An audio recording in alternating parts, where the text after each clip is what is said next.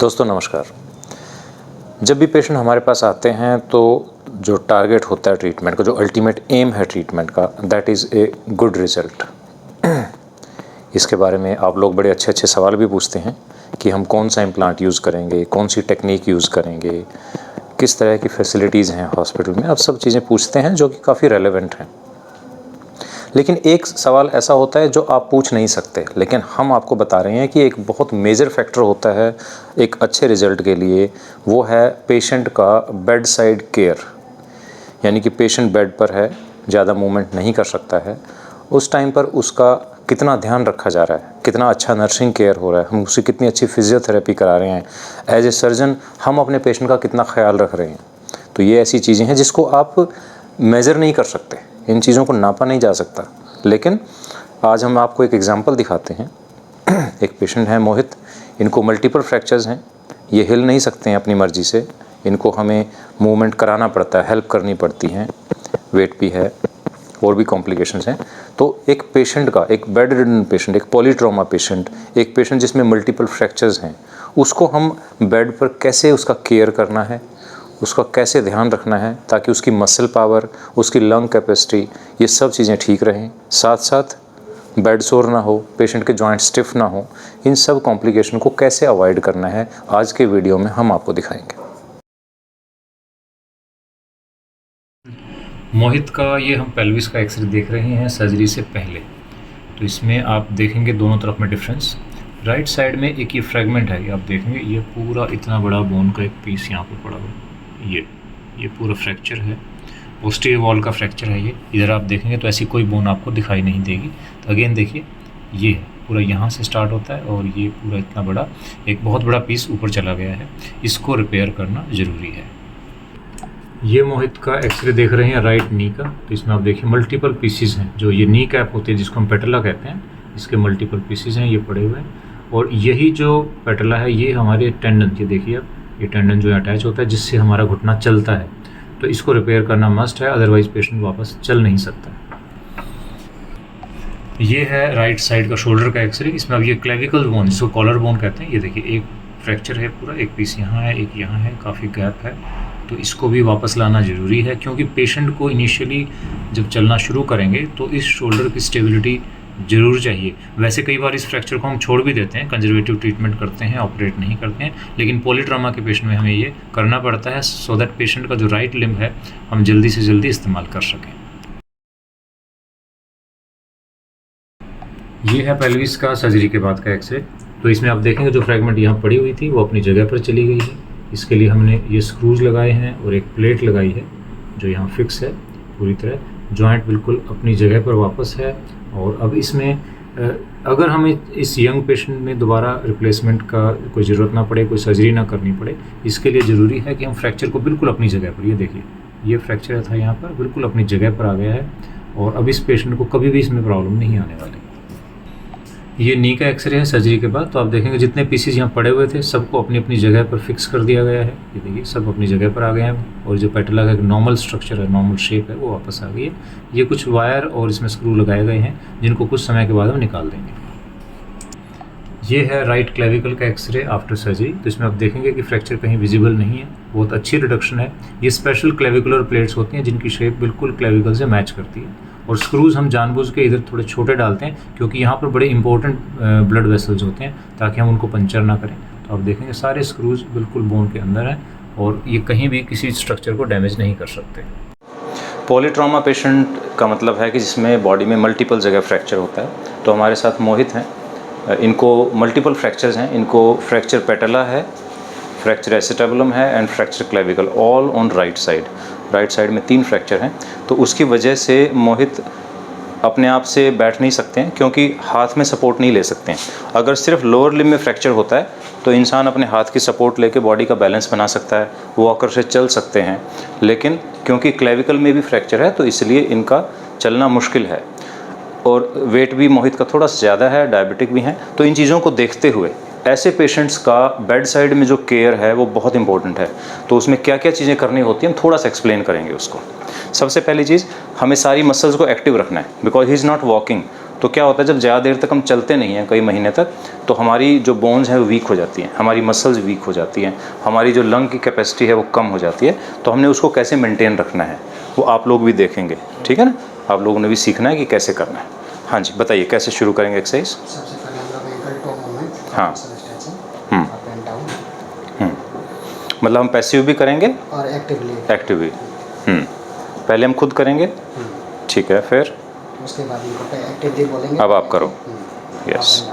हाँ, इससे क्या है कि हमारी जो काफ मसल्स हैं, अगर पेशेंट ज़्यादा देर तक लेटा रहता है तो काफ मसल्स में क्लॉट्स बन जाते हैं जिसको हम थ्रोम्बोसिस कहते हैं, तो वो नहीं होता है, क्लॉट्स नहीं बनते हैं अगर ज़्यादा देर तक पेशेंट लेटता है, क्योंकि वो जो क्लॉट्स हैं उससे पेन तो होता ही है, कई बार ऊपर माइग्रेट कर जाते हैं, लंग्स में चले जाते हैं जिसको थ्रोम्बो एम्बोलिज्म कहते हैं, और वो डेंजरस हो जाता है। तो ये छोटी सी एक्सरसाइज है लेकिन ये लाइफ सेविंग एक्सरसाइज है। नेक्स्ट, उसके बाद हम लोग एबडक्शन और डायरेक्शन, हाँ। Active assisted exercise. ये है जिधर हमें फ्रैक्चर है। अब हम मूवमेंट क्यों करा रहे हैं, क्योंकि हिप की सर्जरी हुई है। अगर हम इसकी मूवमेंट नहीं कराएंगे तो आपका हिप जाम हो जाएगा, स्टिफ हो जाएगा, ठीक है, कराइए। तो हालांकि ये छोटी सी मूवमेंट है, हल्का लगता है ना 10 डिग्री मूवमेंट करा रहे हैं, लेकिन इससे कि चिपकते नहीं हैं दो बोन आपस में, तो इनको बाद में चलने में बड़ी आसानी रहेगी। नेक्स्ट हो गया एसएलआर, पैर को ऊपर करना। हाँ, ठीक है, ठीक है। ऊपर उठाएंगे।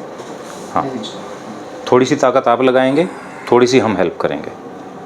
हाँ, ज़्यादा नहीं लगाना आपने, आप हल्का सा, बस थोड़ा सा एफर्ट, हाँ, कर भी नहीं पाओगे ज़्यादा, ठीक है।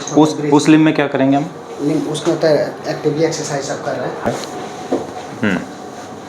ठीक है, आइसोमेट्रिक और घुटना दबाएंगे। घुटना दबाओ नीचे, ये बड़ी इंपॉर्टेंट एक्सरसाइज है, क्योंकि ना इनको सारा काम अब इसी पैर से करना है, तो इस पैर को अगर हम मजबूत नहीं रखेंगे तो इनको दिक्कत आ सकती है।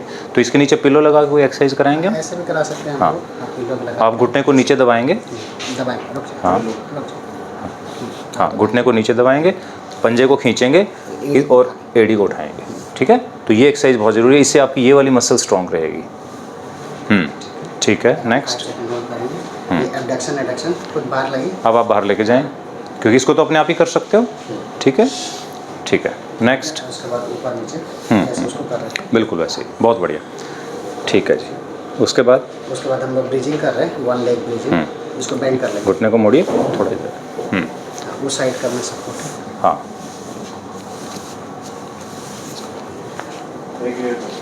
अब थोड़ा कमर को उठाएंगे हम, ठीक है, लेकिन इस पैर को हम पहले ही हवा में उठा रहे हैं ताकि इस पे सपोर्ट ना ले लो आप गलती से, ठीक है। इस पैर के सहारे से उठाएंगे कमर को, तो इसको ब्रीजिंग एक्सरसाइज कहते हैं। इसका फ़ायदा क्या है कि जो बैक है, सारा प्रेशर, सारा दिन पेशेंट सीधा लेटा हुआ है, तो नीचे बेड सोर ना बने, थोड़ा सा एक एयर सर्कुलेशन हो जाता है, जो मसल्स हैं नीचे वाली उनको थोड़ा सा आराम मिल जाता है, ठीक है।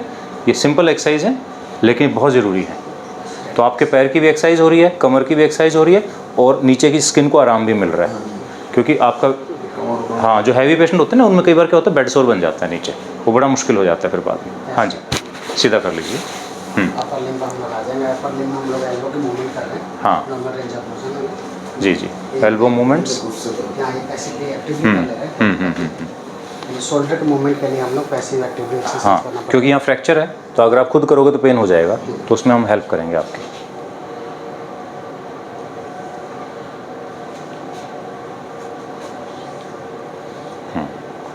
ठीक है, आपको सीखनी है चीज़ें, क्योंकि घर पे ना आप लोगों को ही कराना है सब, ठीक है। और उस लिम्ब में क्या करेंगे, उसमें तो एक्टिवली कर ले रहे हैं। उसमें वो अपने आप करेंगे, ठीक है।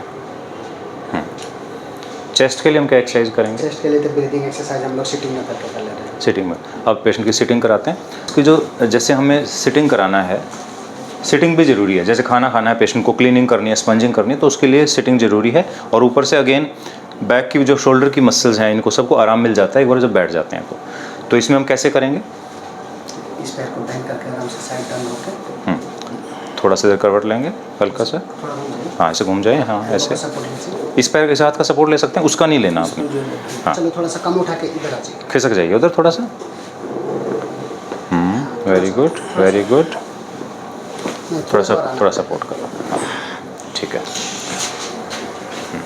ये पैर ले जाइए आप। अब धीरे धीरे घूमेंगे, आ जाओ आ जाओ आ जाओ। Very good. हाँ, ठीक है, स्लो आइए, मेरे साथ आइए। हाँ, थोड़ा सपोर्ट करें, ऐसे सपोर्ट करें, यहाँ से ऐसे, वेरी गुड वेरी गुड। मतलब हमें बस ये ध्यान रखना कि इससे सपोर्ट नहीं लेना है, इससे सहारा ले सकते हैं आप पूरा। थोड़ा सा और आगे जाएंगे। आ जाओ, थोड़ा सा आगे आओ, नहीं इसको हाथ से। ठीक है ठीक है ठीक है। अब आप कमर से कमर लगा के बैठ जाइए, बैक से बैक लगा लो।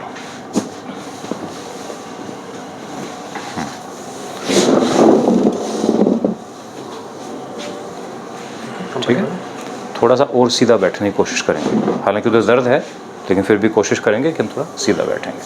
कल बैठेंगे 5-7 मिनट तक करेंगे। उनको थोड़ा और आगे करें, नहीं ठीक है ठीक है। इस पैर की एक्सरसाइज करेंगे, इसको सीधा इस पैर को सीधा करो। उठाएंगे। हाँ। रुकेंगे वहाँ पे। रुकना है। 5 सेकंड रुक के 1 2 3 4 5 रिलैक्स। 5 सेकंड तक रोक के इसे करेंगे, ठीक है। जितना सीधा होगा उतना करने की कोशिश और जैसे अब ये बैठे हैं तो इनकी बैक पे आपने जो हमारा हैंड रब होता है, स्पिरिट होता है ना, उससे बैक को क्लीन करना है। 1 मिनट हटिए जरा, उठ जाओ। हाँ आप उठ जाइए, ठीक है। पूरी बैक को एक कॉटन में हैंड रब ले लेंगे, होता है ना सैनिटाइज़र, उससे पूरा क्लीन करेंगे। जब वो सूख जाएगा उसके बाद हल्का मसाज और टेल्कम पाउडर होता है कोई भी, वो बैक में लगाएंगे पूरा नीचे से ऊपर तक। उससे क्या है कि स्किन में इन्फेक्शन नहीं होगा, क्लीन रहेगा और पेशेंट को बड़ा रिलीफ मिलता है, क्योंकि नहा नहीं पा रहे ना तो वो थोड़ा सा इरिटेशन होती है वहाँ पे। आइए आप आ जाइए। ऐसे बैक पे सपोर्ट देते हैं आप, ऐसे पीछे बैक थोड़ा सपोर्ट करेंगे, एक तरह चेयर की तरह सपोर्ट मिल जाती है। हाँ, अब हम डीप ब्रीदिंग एक्सरसाइज चेस्ट के लिए।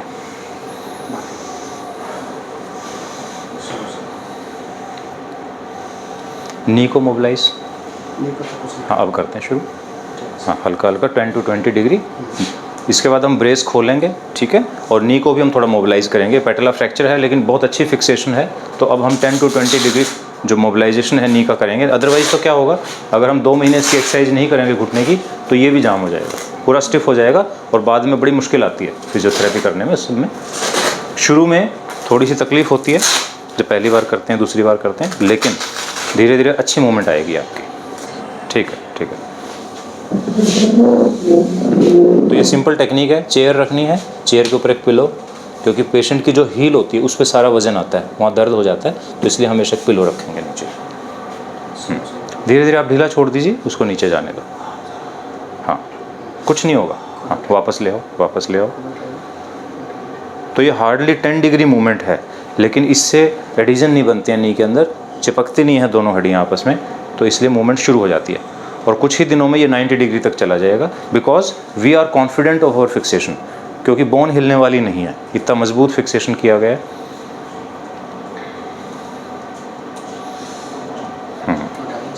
Very good. So this is how we take care of a polytrauma patient. अगर मल्टीपल फ्रैक्चर पेशेंट है तो उसमें सर्जरी इज़ वन थिंग, लेकिन जो नर्सिंग केयर है, जो फैमिली को करना होता है, जो सब लोगों को मिलकर करना होता है, that is equally important. Otherwise patient को बेड सोर हो सकते हैं, पेशेंट को यूरिन में इन्फेक्शन हो सकता है, पेशेंट को चेस्ट इन्फेक्शन हो सकता है, and patient sometimes feel morally down, and the recovery that is suppose to happen with in 3 months that might take 6 months to 1 year। हमें सारे जॉइंट्स को मोबिलाइज करना है, सारी मसल्स को एक्टिव रखना है, पेशेंट को हेल्दी रखना है, ताकि जब वो चलना शुरू करें तो उनको ये ना लगे कि मैं 3 महीने से बेड पे हूँ और अब मैं चल नहीं पाऊँगा। तो दोस्तों आपने देखा कि किस तरह से पेशेंट का ख्याल रखना पड़ता है। सिर्फ ऑपरेशन करना काफ़ी नहीं है, पेशेंट का शुरू से आखिर तक, इवन पेशेंट के घर जाने के बाद भी हम पेशेंट से टच में रहते हैं। पेशेंट का पूरा हर चीज़, जो भी शिकायत होती है पेशेंट की, जो तकलीफ़ होती है, हम उसका ध्यान रखते हैं, और यही कारण है कि हम अच्छा रिजल्ट दे पाते हैं। तो दोस्तों जब आप हमारे पास आते हैं तो you are not a patient, you are our family member, और आपसे हम हर तरह की बात पूछते हैं और उसका हर समस्या का जो भी आप हमें बताते हैं उसका हम समाधान करने की कोशिश करते हैं।